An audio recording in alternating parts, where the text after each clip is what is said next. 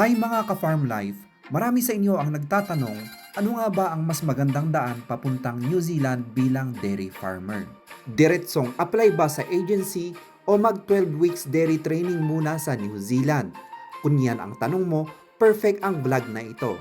Let's break it down. Unahin natin ang pag-a-apply sa agency. Kapag dumiretso ka sa agency, narito ang proseso.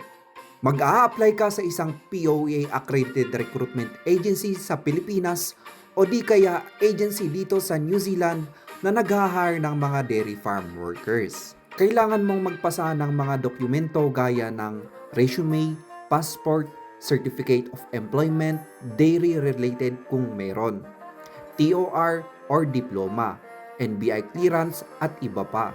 Magkaroon ka ng interview at skills assessment. Kapag pasado, agency na ang mag-aayos ng employer, visa processing at placement mo sa New Zealand.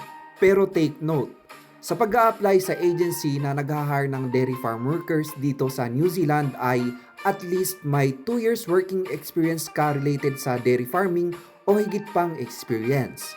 Siyempre, kailangan mong maipasa ang English exam. Kapag dairy farming ang ina-applyan mong trabaho dito sa New Zealand, ang band score na kailangan sa IELTS ay 4.0 at sa PTE naman ay 29 points. At panghuli, syempre kailangan mo maipasa ang medical exam.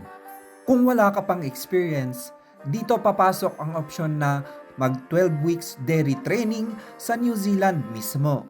Ang 12 weeks dairy training sa New Zealand ay ibang ruta. Ito ay study to work pathway. Narito ang pagkakaiba.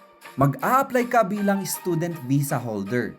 Pagdating mo sa New Zealand, papasok ka sa isang recognized training center na nagtuturo ng animal handling, milking systems, feeding management, farm safety at iba pa. After ng training, maaari kang i-refer o i-recommend sa employer kung may job offer.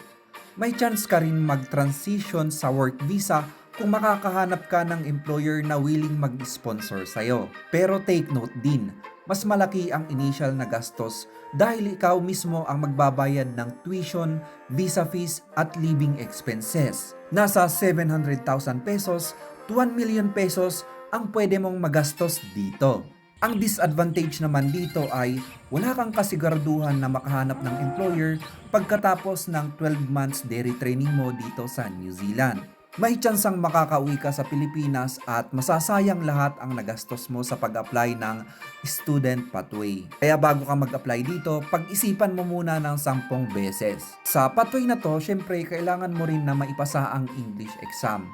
Katulad rin ng pag-apply ng agency na kailangan mong maipasa ang IELTS o di kaya PTE. Ang kagandahan lang sa pathway na to ay hindi mo kailangan ng at least 2 years experience sa dairy farming. Ang kailangan mo lang dito ay at least certificate related sa dairy farming. At pwede ka nang maka-apply ng 12 weeks dairy training program dito sa New Zealand. Ano nga ba ang pagkaiba ng dalawang pathway na to? Sa agency route, mas direct pero usually para sa may experience na. At syempre sa pathway na to, wala kang babayaran sa agency kahit piso. Kasi sagot lahat ng employer mo. Ang kailangan mo lang na paggastusan ay sa English exam mo, mga pamasahe mo sa pag-process ng document, at pagkuha ng medical certificate. Kumpara talaga sa dairy training, mas mahal ang gastos dito. Ang pwede mong magastos dito ay aabot ng 700,000 pesos to 1 million pesos. Ang kagandahan lang kasi dito ay hindi mo kailangan ng 2 years experience o higit pa sa dairy farming para maka-apply dito. Ang dalawang pathway na to ay parehong valid na paraan. Yun nga lang, depende sa goals mo, budget at experience. Kaya kung ikaw ay walang experience at gusto mo nang mag long-term career sa New Zealand, training might be your best bet. Pero kung experience ka na at ready na for deployment, go for the agency route. Alin man ang pipiliin mo, ang mahalaga ay handa ka mentally, physically at financially.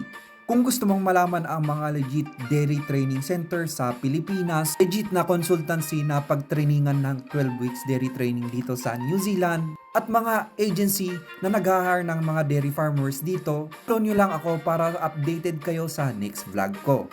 Yan muna sa ngayon at maraming salamat sa panonood.